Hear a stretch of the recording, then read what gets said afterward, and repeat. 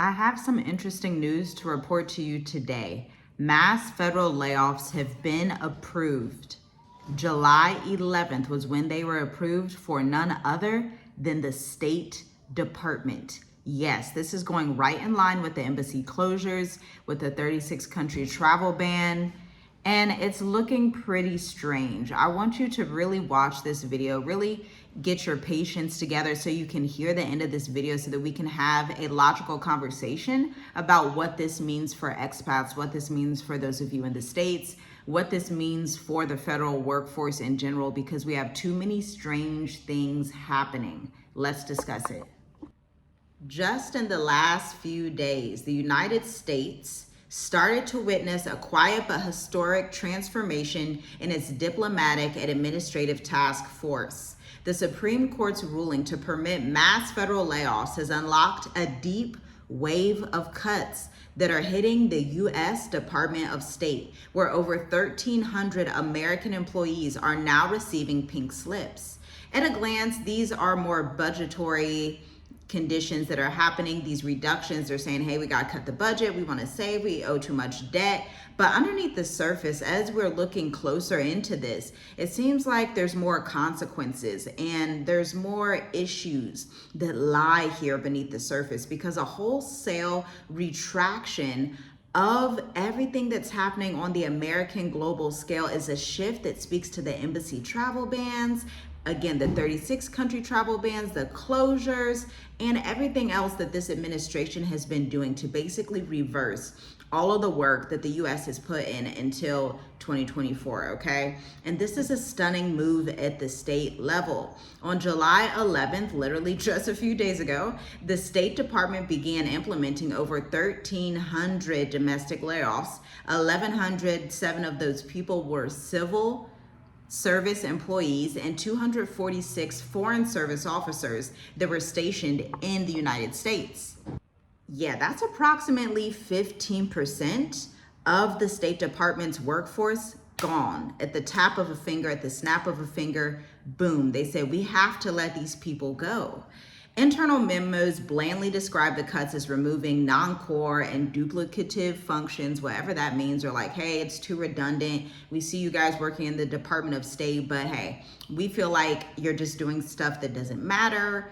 Like they said with USAID, and at the end of the day, with USAID being cut, I do not object to that. I think a lot of these aid programs actually cripple Africa the same way that welfare cripples people in the States. I do believe that those things are not necessary. A lot of times missionaries and some of these old colonizer tactics would be, let me just give a bunch of stuff. The book of Proverbs says, flattery blinds the eye, right? And so certain colonizers know how to use that flattery and gift giving to blind the eye so that you don't question, right? So I'm not mad that USAID is cut, but I think it's also interesting that so many federal jobs are cut, because federal jobs are historically, especially in our community, if you come from a family that has worked in federal jobs, that has worked in maybe the Air Force or the military, worked in some of these spaces, it was always said like, this is how you make good money. This is how you get good benefits. You can always rely on the state. You can always rely on the Fed. And we are seeing that stripped away from Americans super, super fast. And I'm so privileged and honored to be able to share this with you so that you can understand how self-reliant you need to be in these times. A lot of times we talk about entrepreneurship on this channel. By the way, if you're still listening, you should hit the like button. Like, you're watching, you're 3-4 minutes in, and if you haven't hit the like button, like, what are you doing? Just like the video. I'll give you like 5 seconds. Hit the like button and subscribe. And why don't you hit the bell notification? Somebody said, hey, your videos are just now coming back into my algorithm. Listen, to ensure that we stay in your algorithm, here are a few things you can do. You can like every video, you can comment on the video, say whatever you'd like to say, and then you can hit the bell notification. Fourthly, you can actually search Journey with Us nonstop. Just search Journey with Us every day. And we're gonna be having some new videos for you so that you stay in the loop. You cannot just rely on the algorithm. You do have to do a little bit of due diligence and be a bit proactive in finding the channel and the videos that we publish, okay? So many of these roles would support consular services. And let me give you an example. We have been outside of the States for 5 years. We have used consular services in a multitude of countries that we've been in, okay? And so you can get your passport renewed at these US embassies. You can get birth certificates. You can just get some of those things done that would typically require you to go to a government agency in America. You do not have to fly back to America. You can get those things done in Africa or in Eastern Europe, wherever you're at, as long as there is a US embassy in your region, okay?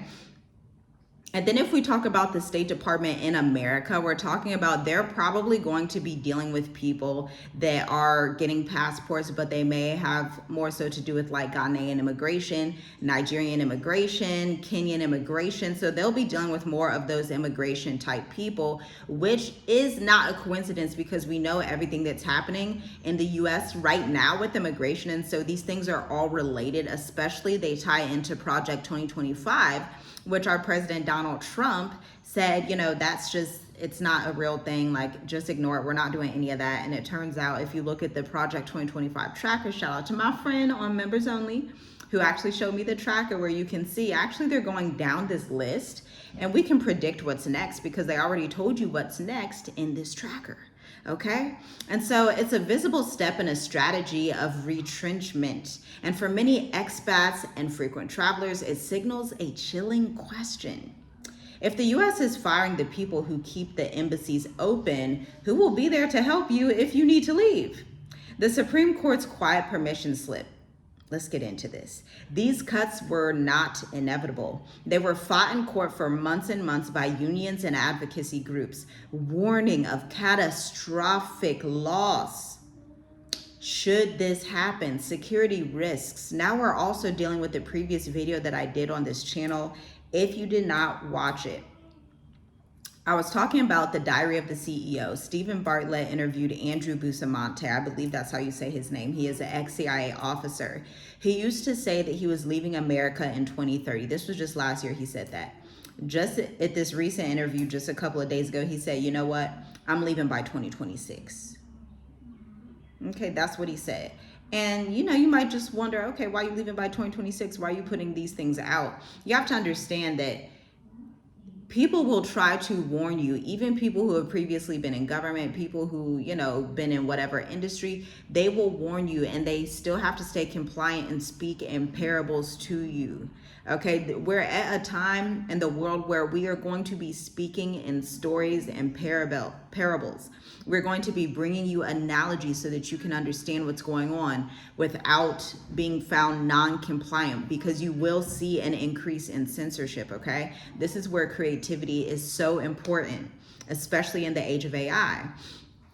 Because the Supreme Court lifted the injunction that had been blocking these layoffs, stating the administration has the authority to carry this out. Okay, that single decision didn't just affect the State Department. It opened the door for a planned wave of layoffs across the entire federal government. Enter the Department of Government Efficiency. Now, I know that you remember Elon Musk, okay? I know you remember him and him having the DOGE, Department of Government Efficiency, okay? And you know, recently it's been like, President Trump is like, I'm going to deport you, Elon. And Elon's like, you're on some list and all this stuff. And I just want you to understand that though they appear to not get along right now, guess what? The EPA, which is actually the Environmental Protections Agency of America, has already been dissolved. The IRS has already been laying off workers. The National Park Service already laying off workers. And so it really doesn't matter if him and Elon get along now or not, because the damage is already done. So it's funny. It's like, oh, 6-7 months down the line, they appear to be arguing and whatever. But the damage, you already did the damage that you wanted to do, okay? You already just turned the government completely around. You already stopped funding to certain things. And again, I don't believe funding needs to go to USAID.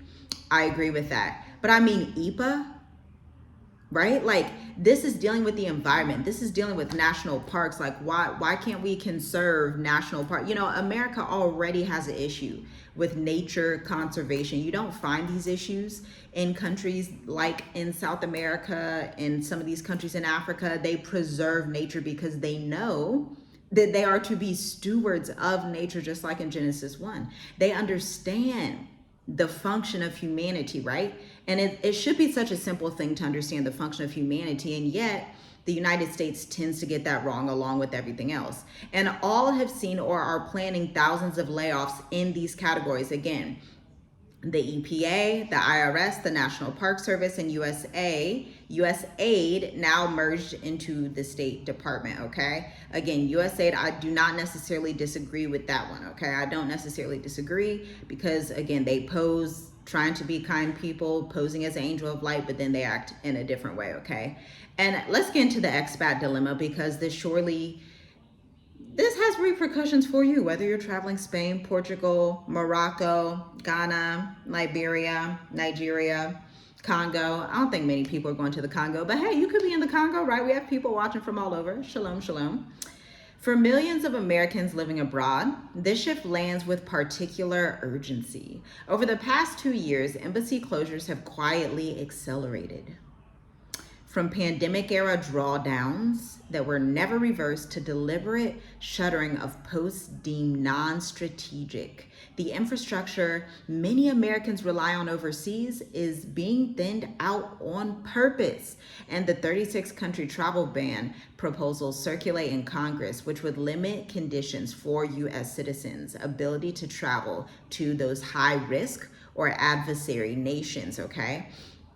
Now let's look at this if we combine all these together. When you combine 36 country travel bans, U.S. embassy closures, federal layoffs, closing of the EPA, or I shouldn't say closing, they're retracting some of their workforce, retracting the EPA workforce, retracting some of the IRS, retracting some of the national parks workforce, retracting USAID. What you have is a formula for total control by a tech oligarchy, okay?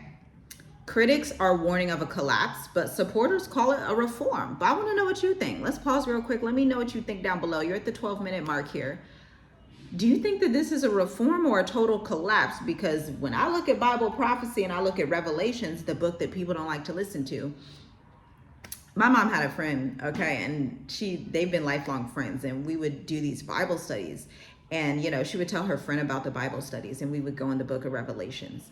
And she would be like, I don't like to hear Revelations. I hate hearing Revelations. I don't want to hear it.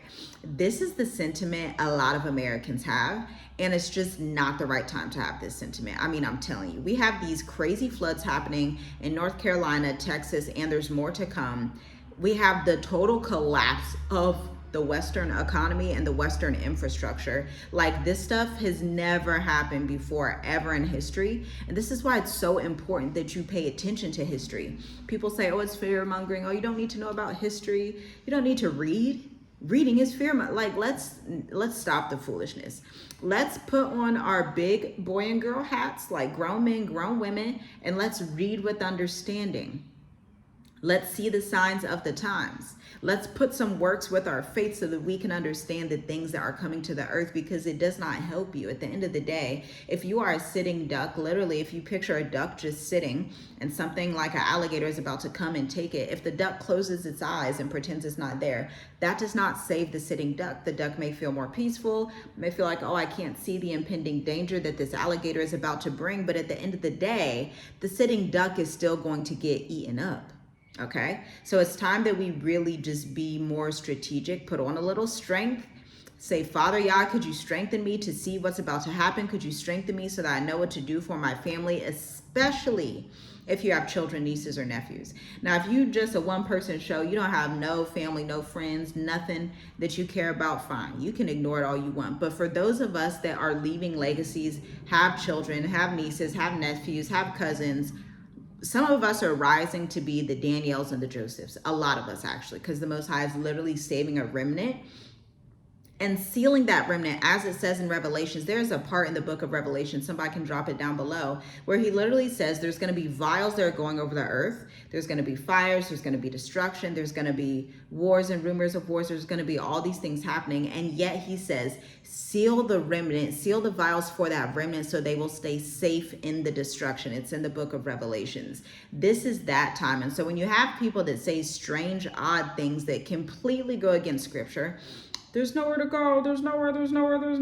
There is somewhere. The Most High is actively preparing places across the world, not only for the chosen, but also for the Gentiles that take hold, right? That take hold of the laws, that take hold of the grace, that take hold of the blood of Yahusha, that take hold and say, bring me with you to Zion. When you go to Zion, I know you're heading to Zion. Please let me come with you. I know that you are one of the chosen. Let me come with you. I'm tired of whatever they taught in Catholicism. I'm tired of whatever they did in the Baptist church. I'm tired of what happened over there. I'm tired of that pagan stuff.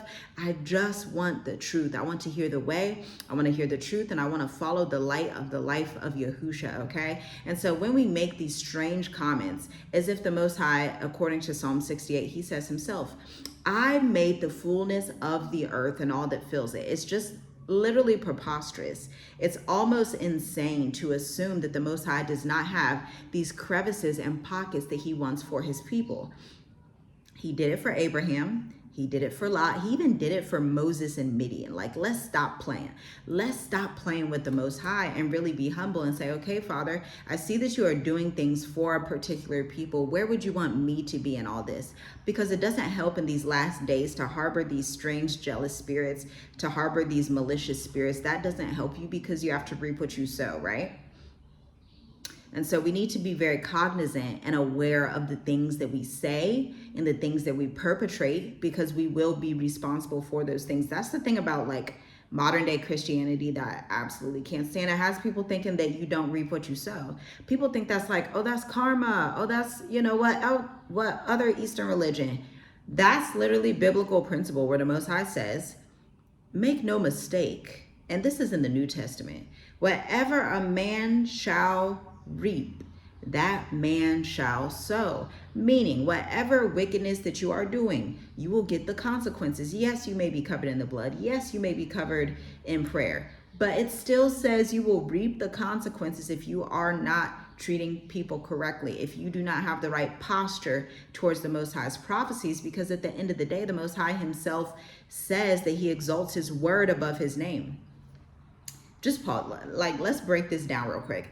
For the Most High to exalt his word above his name, and we're just coming out of the Feast of Shavuot, okay? We just did a feast day last night. For the Most High to exalt his word above his name, he's telling you his name is Yahuwah, but at the end of the day, even if his name goes away, which it has, that word is still going to stand.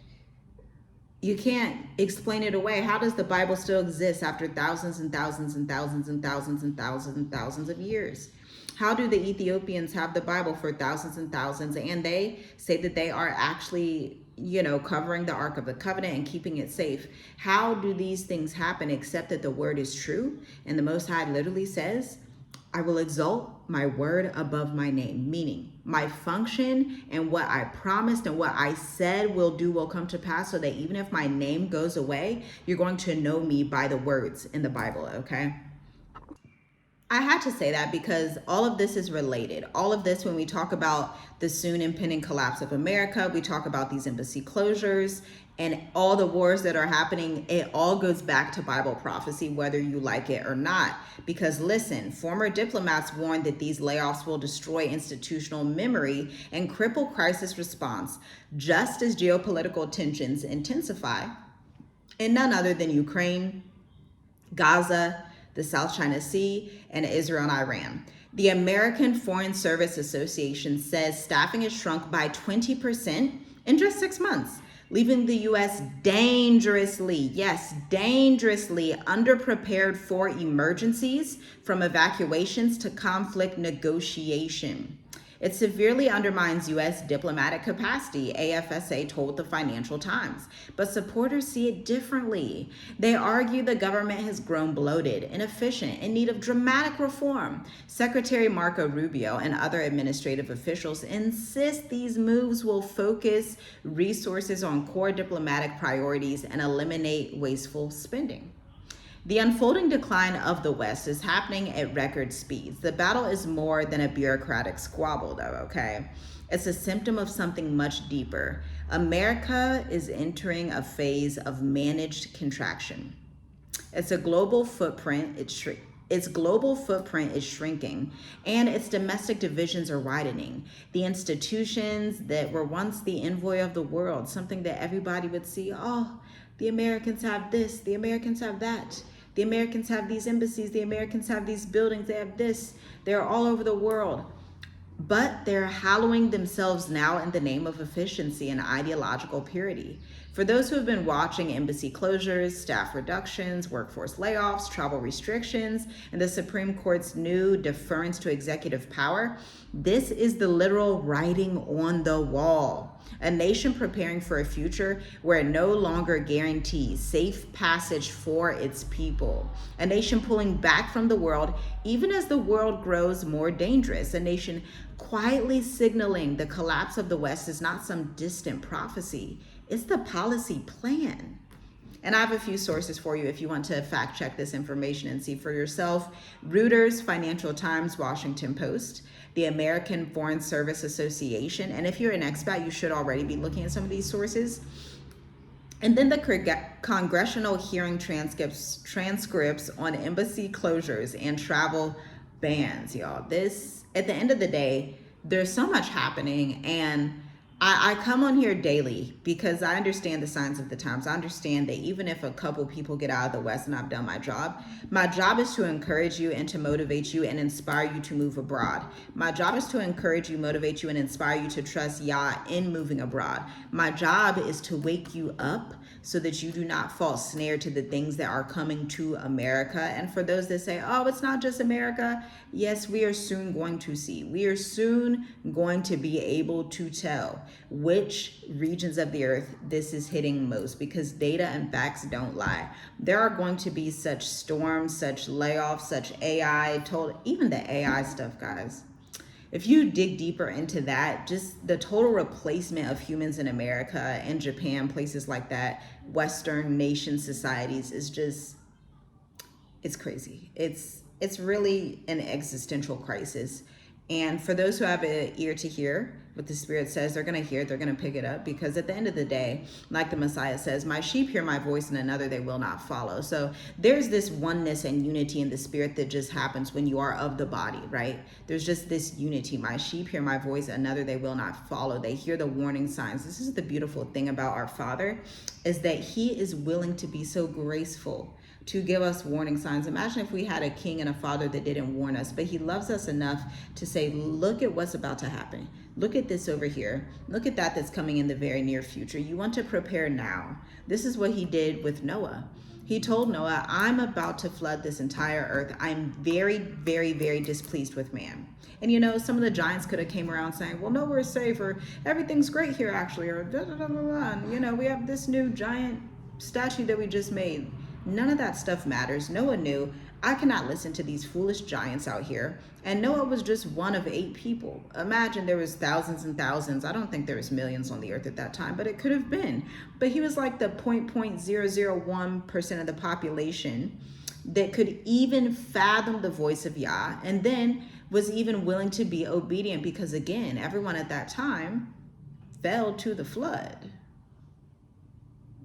And so we're having that time again, as in the days of Noah. It's not just something you hear in scriptures. We need to take the Christianity blindfold off and see the practicality of what the Most High is saying. If He says, as in the days of Noah, so shall it be in the coming of the Son of Man, He's telling you that the majority of humans, the Most High will view them as not really being true humans, because that's what He said during Noah's time.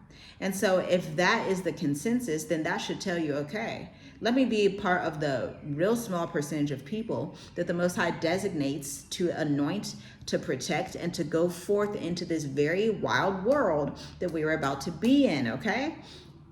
Because at the end of the day, the Most High wants to use you as His vessel. He wants to choose you, but you have to lay down the court of people's opinions. You have to lay down your fears and just say, Father, I surrender. I'm available for you to use today. Shalom, shalom. Hit the like button, share this with 5 to 10 people. You know, it's a Sunday. You know, maybe you got some extra time, right? That you can share with 5 to 10 people, and I'll see you in the next video.